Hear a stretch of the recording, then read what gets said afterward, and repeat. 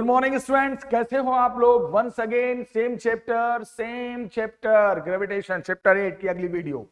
आज टॉपिक पढ़ाने जा रहा हूं acceleration due to gravity. The new topic is acceleration due to gravity, जिसे हम जी से इंडिकेट करते हैं। सबसे पहले मैं आपको यह बताऊं कि जो अर्थ है वो अर्थ किस शेप में माना जाता है। तो कहा जाता है कि अर्थ को हम हमेशा एक सॉलिड स्फीयर के रूप में कंसीडर करते हैं। पहली बात तो याद रखना, अर्थ हमेशा एक सॉलिड स्फीयर के रूप में कंसीडर किया जाता है in form of solid sphere.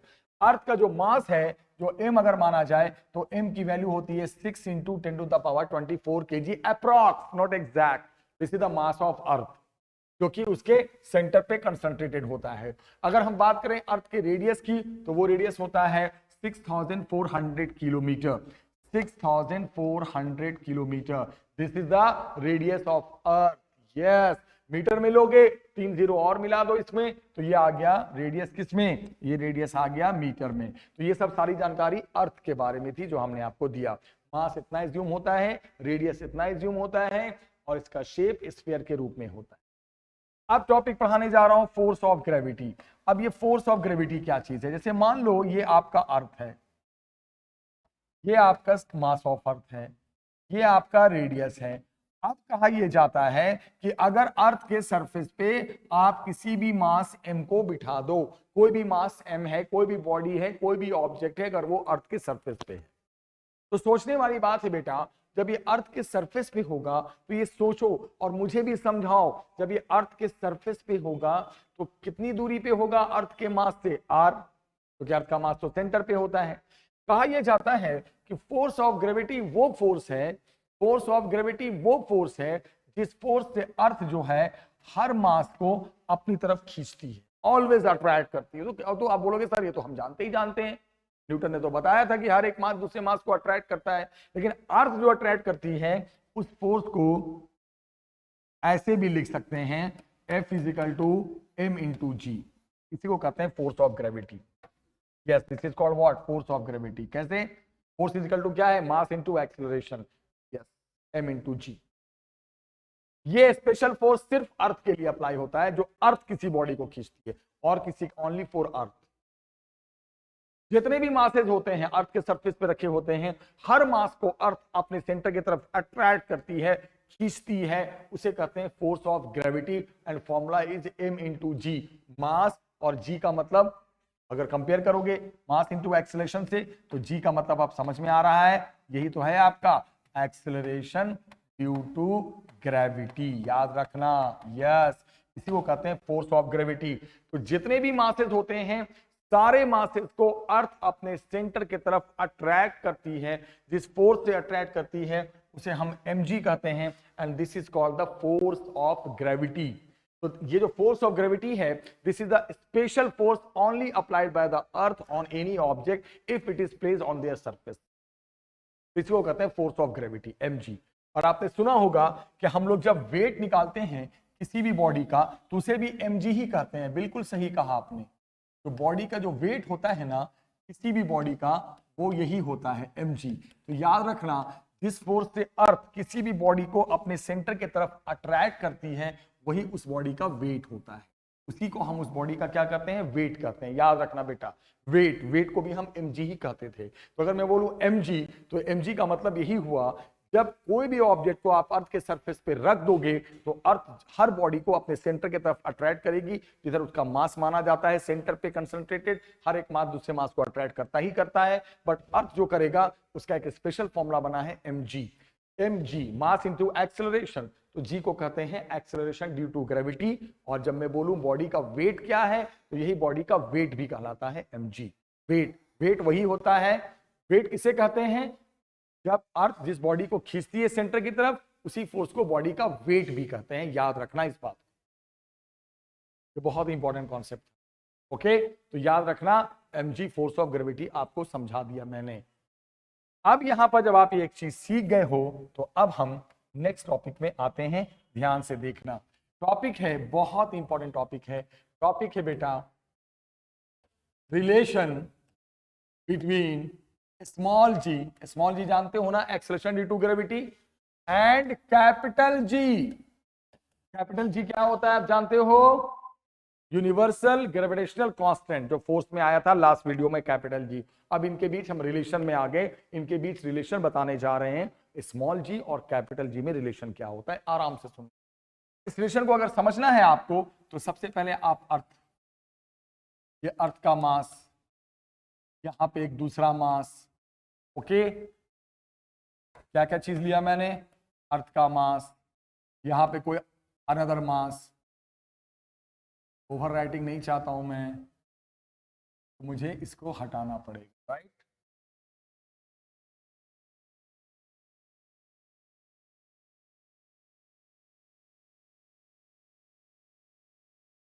Okay बेटा, ये अर्थ का मास हो गया। अब देखो इसके, हाँ, तो ये अर्थ का मास, ये उस बॉडी का मास, और आपको पता है दोनों के बीच जो डिस्टेंस लेते हैं वो क्या है, ओके। अब यहां पे बताओ, अगर मैं आपसे बोलूं हर मास को अर्थ अपनी तरफ खींचती है, तो ये हो गया फोर्स एफ, ओके, हो गया फोर्स एफ। तो अगर न्यूटन के हिसाब से देखा जाए, अर्थ इस मास को कितना फोर्स से खींचेगी, ये किसका मास है, अर्थ का, वो किसका है, किसी बॉडी का है जो सरफेस पे रखा हुआ है। तो न्यूटन के हिसाब से देखोगे तो F फिजिकल टू क्या आ जाएगा, G M M upon R square. Equation number 1 होता है ना दो मास के बीच force, G m1 m2 by R square, okay. अगर देखा जाए किस कॉन्सेप्ट से देखा जाए, न्यूटन के कॉन्सेप्ट से देखा जाए तो यही फोर्स होगा ना, ओके। और अगर अर्थ जब खींचती है किसी बॉडी को, दूसरा फोर्स, स्पेशल फोर्स बना है अभी, mass into acceleration, m into G, दोनों फोर्स तो अर्थ ही अप्लाई करती है, वो न्यूटन के कॉन्सेप्ट से है और ये मास इनटू एक्सीलरेशन से है। तो अब दोनों को इक्वेट कर देते हैं, ये तो हर दो मासेस के बीच लगता है और ये स्पेशल अर्थ के लिए बनाया गया है। अब इक्वेट करोगे तो क्या आ जाएगा बेटा, mg is equal to G M M upon R square, M M cancel, small G is equal to G M by R square. Yes, यही रिलेशन आ गया किसके बीच, बताओ, एक्सेलरेशन ड्यू टू ग्रेविटी और यूनिवर्सल ग्रेविटेशनल कांस्टेंट के बीच। Small G is equal to G mass of earth upon R square. कुछ नहीं किया, एक न्यूटन के हिसाब से जो फोर्स होता है वो लिख दिया, और अर्थ का जो स्पेशल फोर्स है किसी बॉडी पे लगाने वाला, वही फॉर्म अलग है, बस स्पेशल अर्थ के लिए जो था वो लिख दिया, दोनों को इक्वेट कर दिया, रिलेशन आ गया किसके बीच, स्मॉल जी और कैपिटल जी के बीच। बहुत इंपॉर्टेंट रिलेशन है, small G is equal to G M by R square. तो हमेशा याद रखना, कभी नहीं भूलना, नेवर।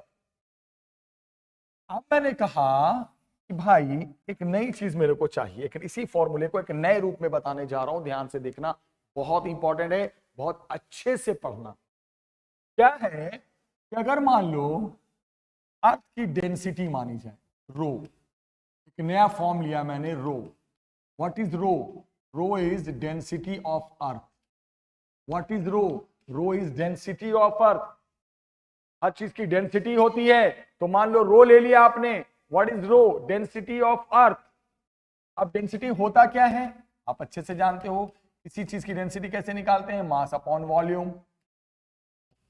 मास क्या है m, वॉल्यूम स्फीयर है ना, तो 4/3 पाई आर क्यूब, ओके। यहां से अगर क्रॉस मल्टीप्लाई कर दोगे तो m इज इक्वल टू कितना आ जाएगा बेटा, 4/3 पाई आर क्यूब इंटू रो। क्या किया मैंने, क्रॉस मल्टीप्लाई कर दिया, मास आ गया, अर्थ के मास को डेंसिटी में बदल दिया। अब बताओ, अभी 2 मिनट पहले क्या आया है फॉर्मूला, स्मॉल जी का कैपिटल जी के फॉर्म में, G M by R square आया है ना, small G is equal to relation आया है ना अभी 2 मिनट पहले। अब जो मास है उसको जो डेंसिटी के फॉर्म में लाया है आपने, ये मास को आपने किस फॉर्म में लाया है बोलो जरा, ये मास को आपने किस फॉर्म में ला दिया है, डेंसिटी के फॉर्म में। अब क्या करो, इस मास का फॉर्म यहां रखो, तो जी अपॉन आर स्क्वायर और ये जो मास है ये पूरी वैल्यू रखो 4/3 पाई आर क्यूब इंटू रो। अब जो कैंसिल होता है उसको कर दो कैंसिल, तो small G is equal to क्या आ गया बेटा, ध्यान से देखना, आर स्क्वायर और आर क्यूब, तो एक आर कट के बच जाएगा 4/3 pi rho D R. Yes, ये फॉर्मूला किसका आ गया बेटा, ये फॉर्मूला आ गया किसका, ये फॉर्मूला आया एक्सेलरेशन ड्यू टू ग्रेविटी का। ये मास के फॉर्म में था, ये डेंसिटी के फॉर्म में है। रेडियस तो यहां भी है और रेडियस यहां भी है, तो दोनों formula acceleration due to gravity का है। फर्क कितना, ये मास और रेडियस के टर्म में है और ये रेडियस और डेंसिटी के टर्म में है। अब दोनों फॉर्मूले से एक बहुत काम की बात निकल के आ रही है, बहुत काम की बात। काम की बात क्या है जरा सुनिएगा। अगर हम यहां से आते हैं इस कॉन्सेप्ट से, तो यहां दिख रहा है कि जो जी है वो आर स्क्वायर के इनवर्सली है, लेकिन कब, ये कब होगा, सोचो ये कब होगा कॉन्सेप्ट, जब अर्थ का मास कांस्टेंट हो, मतलब मास में कोई चेंज ना आए अर्थ की। तो अगर मास फिक्स करके देखा जाएगा, ये तो कांस्टेंट होता ही होता है बेटा, ओके, ये तो कांस्टेंट होता ही होता है, कौन, जी, ओके, जी तो कांस्टेंट होता ही होता है, ध्यान से देखना, जी तो कांस्टेंट होता ही होता है। फोन आ रहा है, छोड़ो पहले पढ़ा देता हूं आपको, फोन वोन गया भाड़ में, पहले पढ़ते हैं यार। तो क्या मैं बोल रहा था कि मास तो अगर मास को कांस्टेंट करके देखें तो जी आर स्क्वायर के इनवर्सली होता है, राइट। और अगर डेंसिटी को कांस्टेंट करके देखें यहां से, तो जी आर के डायरेक्टली होता है। और क्या कांस्टेंट रख के देखें, डेंसिटी।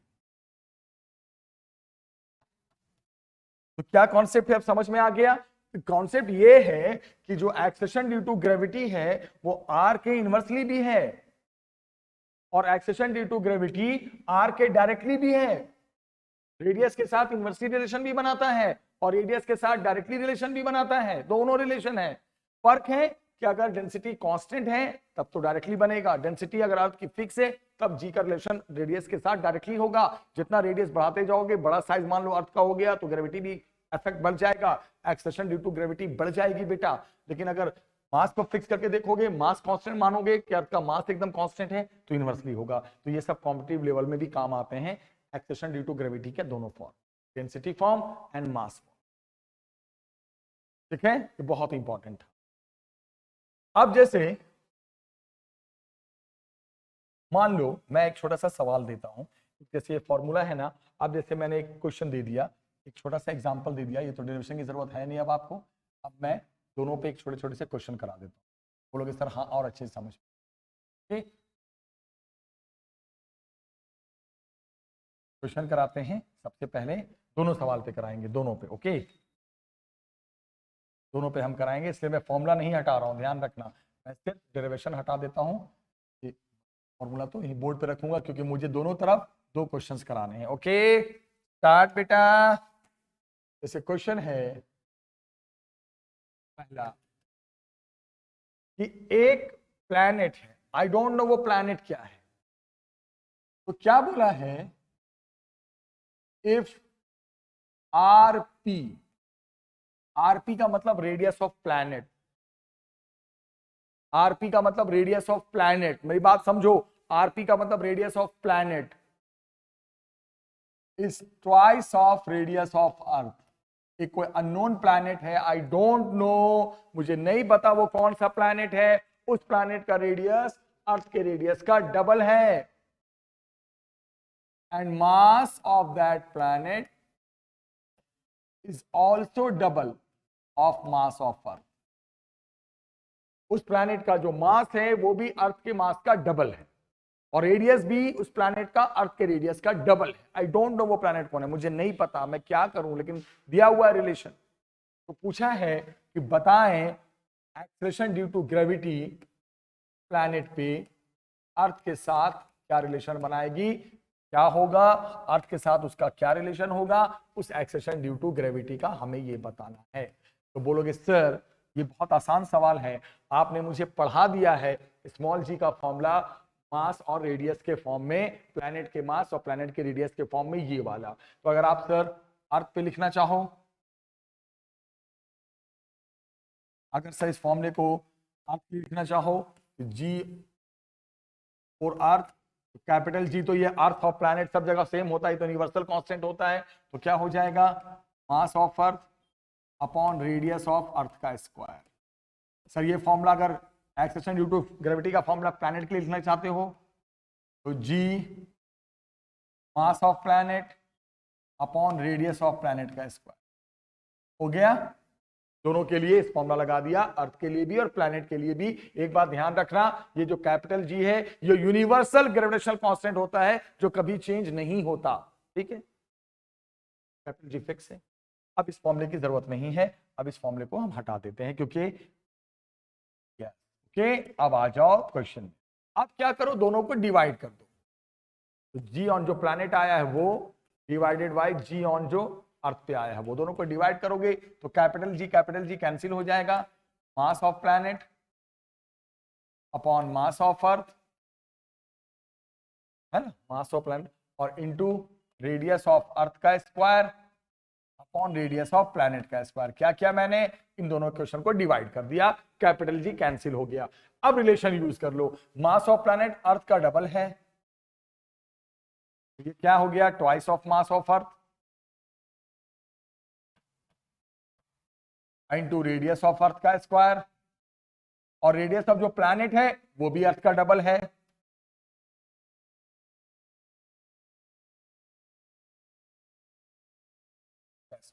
ओके, जो रिलेशन था वो यूज करके कर दिया। अब यहां से क्या कैंसिल हो गया बेटा, मास of earth cancel, radius of earth का स्क्वायर कैंसिल, तो अब नंबर बच गया नीचे 2 2 जा 4, ऊपर 2, 2/4 1/4 आ गया, 1/2 सॉरी 1/2 है ना, 4 था ना, ये 2 था ना, कट गया। तो अब क्या बोलोगे, अब ये उधर चला गया तो क्या बोलोगे, जो प्लैनेट पे एक्सेलेरेशन ड्यू टू ग्रेविटी है वो अर्थ पे जो एक्सेलेरेशन ड्यू टू ग्रेविटी था सर उसका हाफ है। Yes, this is your final answer.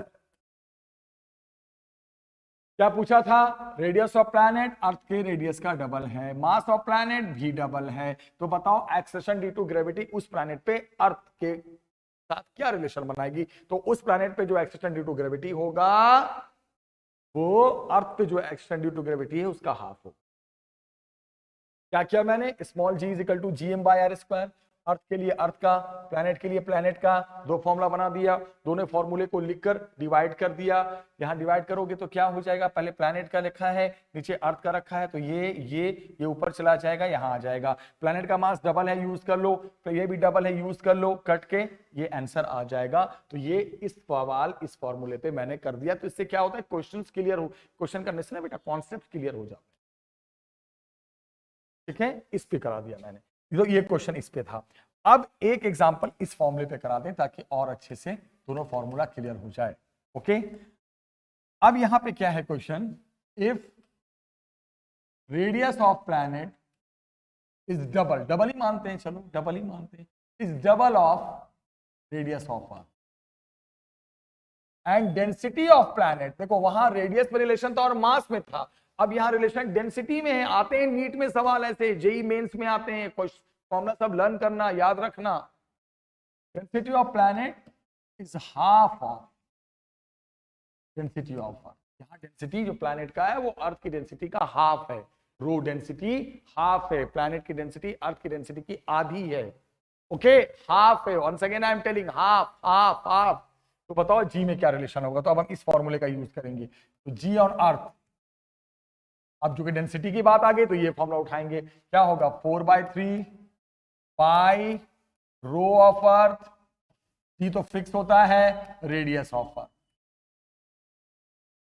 अब लिखेंगे G on planet 4/3 pi rho of planet G radius of planet. इस फॉर्मूले से हमने ये लिख दिया, अब फॉर्मूले की जरूरत नहीं है, इसको यहां से हटा दो, ओके, यूज कर लिया मैंने। अब क्या करेंगे, अब जैसे वहां किया था दोनों को डिवाइड कर देंगे, G of planet small G of earth divide करोगे this one by this one, 4/3 pi cut गया, कैपिटल जी कट गया, तो density of planet, radius of planet, density of earth, radius of earth. बस अब use करो relation का। क्या करना है, प्लैनेट की डेंसिटी आधी है अर्थ की, इसको यूज करो। प्लैनेट की डेंसिटी अर्थ की डेंसिटी की half, radius of planet double upon नीचे density of earth, radius of earth. अब मुझे लगता है सब कुछ कट के 1 ही बचेगा। कैसे, ये 2 और 2 कट गया, रो आर कट गया, कुछ नहीं है, सब कट गया, तो ये तो 1 आ गया। तो यहां तो आंसर आ गया कि जो ग्रेविटी अर्थ पे होगी एक्सेशन ड्यू टू ग्रेविटी, वही प्लैनेट पे होगी। आंसर इक्वल आया। वो तो कुछ भी आ सकता है, तो रिलेशन पे डिपेंड करता है क्या रिलेशन दिया हुआ है। तो मैंने दोनों सवाल दोनों फॉर्मूले पे करा दिए बेटा, दोनों फॉर्मूले पे करा दिए मैंने दोनों क्वेश्चन। आप समझो मेरी बात को। किस पे करा दिया, मैंने करा दिया क्वेश्चन किस पे, सबसे पहले बताओ, करा दिया एक्सेशन ड्यू टू ग्रेविटी का एक फॉर्मूला जो gm/r² होता है, इस पे कराया। ओके, और एक सवाल कराया जो डेंसिटी का फॉर्म होता है, इस पे कराया। किसका, एक्सेलरेशन ड्यू टू ग्रेविटी का। इस चीज याद रखना। बहुत सारे लोग बोलते हैं जी की वैल्यू 9.8 वो फिक्स नहीं होती, वो बदलती है, वो मैं नेक्स्ट लेक्चर में डिस्कस करूंगा। तो आज की क्लास में मैंने एक्सेलरेशन ड्यू टू ग्रेविटी के बारे में बताया, डिटेल में समझाया, बहुत अच्छे से समझाया। मुझे पूरी उम्मीद है आपसे कि समझ में आ गया। तो जब हम नेक्स्ट लेक्चर में मिलेंगे ना, तो अब इसका वेरिएशन देखेंगे। किसका, इस स्मॉल जी का।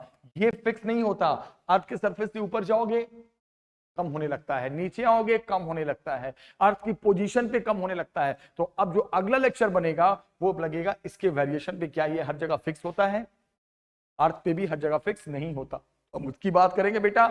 आज का लेक्चर अच्छे से देखना। आज एक्सेलरेशन ड्यू टू ग्रेविटी की हमने शुरुआत की थी, आपको समझ में आया होगा। नेक्स्ट वीडियो में नए टॉपिक के साथ मिलेंगे, तब तक टेक केयर, बाय बाय।